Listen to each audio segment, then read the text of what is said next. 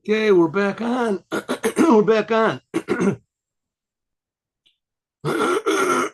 Okay, good. Oh, wonderful. Wonderful. Good. Thank you for not giving up. Here we go. And where are we? Let's just finish this here. Oh. 1 second. Let's. Wonderful. Okay, we're continuing. So we asked the question. Next week's Torah portion seems to have the same question, and it seems to have the same message. What's the question? The question is, why are there bad things written in the Torah about the Jews? This week's Torah portion, we said, can be divided up into 3 books. 3 books. The first part of it is the book of Numbers. The second part of these 2 sentences talk about when the ark traveled, it scattered the enemies, and when it settled, God's presence came back. That's the 5th book of the Torah. And the 6th book of the Torah is the end of the book of Numbers. And it starts off with a bad thing. The people were complaining. Why is it talking about the people complaining? Why do we mention that? This is because the Torah comes in order to encourage people to use their human nature and the human propensity to be selfish, and to use that to serve the creator of the world, to make God happy. And the creator of the world is the creator of the world. I mean, God is not living in his world and where there's our world. God is living in our world. He just wants us to reveal it, that he's creating us. He loves us. He loves every detail. So to take the bad things, or the potential bad things, which are inherent in humanity, and to use our free will to use them for good. And that's the same message as next week's Torah portion, which is about the scouts. Moses sends a bunch of scouts into Israel to encourage the people to go into the land of Israel, right? This is after they've wandered in the desert for like a year or something. And they're about to enter into the land of Israel. And suddenly the scouts come back and say, don't go in. And the people say, oh, we're not going. It's too scary. We're going to stay in the desert. Hey, we like it in the desert. We get free food. We get free water. We're protected. Let's stay in the desert. We'll learn the Torah, right? And so Moses gets very angry at them and etc. Why does the Torah tells us this bad thing? Same question we have here. Why are the people talking about the Jews that angered God? So because it's hinted at in the Haftorah of next week's Torah portion, which is how the spies that Joshua sent in, and they did the right job. They did it the way it's supposed to be done. Let's see here it says. The point is like this, the intention in this one. Why is it?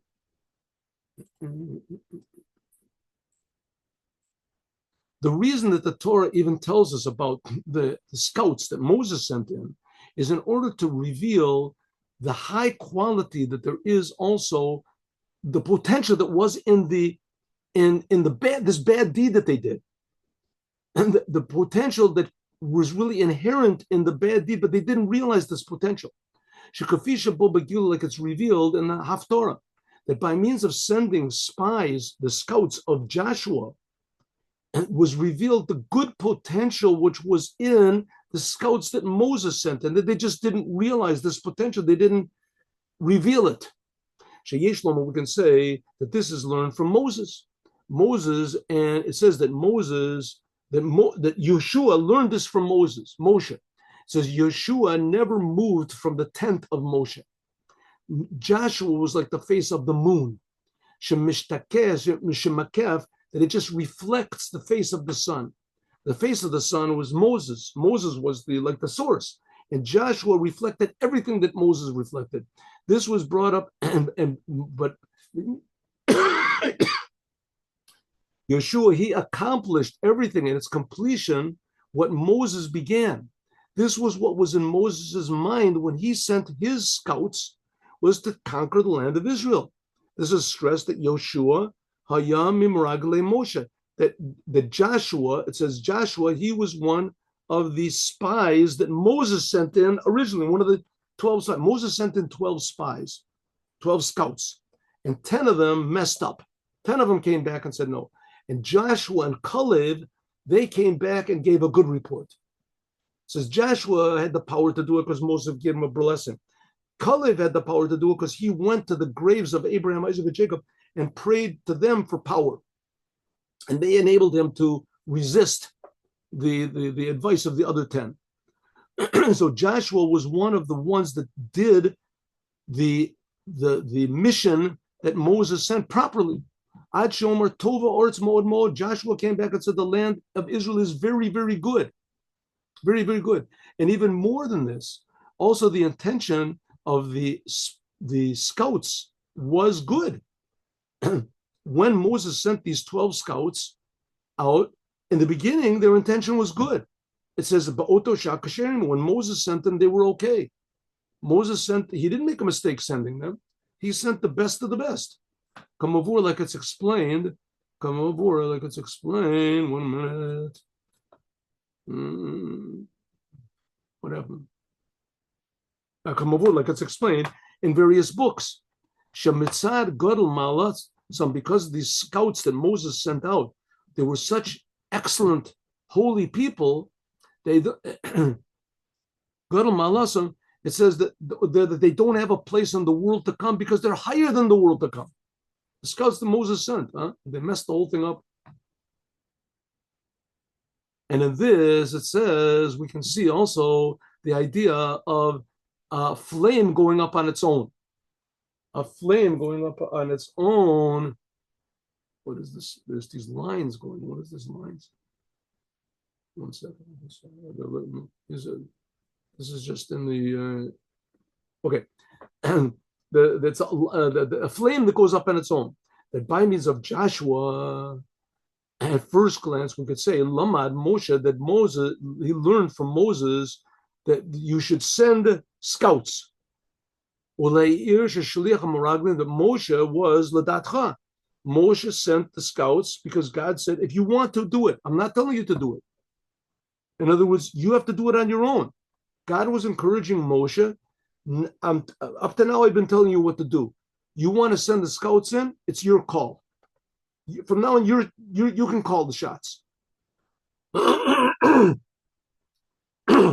God wanted Moses to use his power of choice, not just to do exactly what God wanted to decide himself what he thinks God wants. God gave him permission to do so.